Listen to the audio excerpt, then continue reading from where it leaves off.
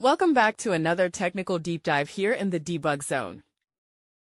Today, we're tackling a big question and breaking it down with insights from other users.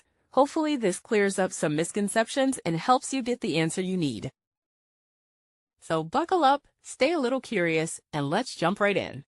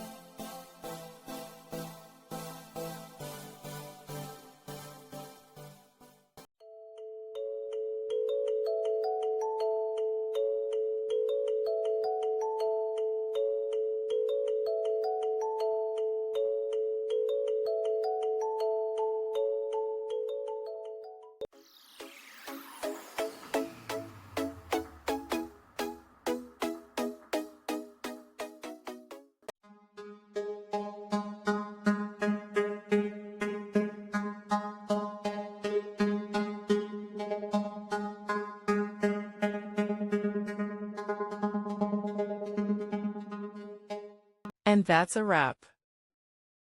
I hope you found the answer you were looking for. If you did, take a second to hit that subscribe button. It really helps out. And let me know in the comments which solution worked best for you. See you next time in the debug zone.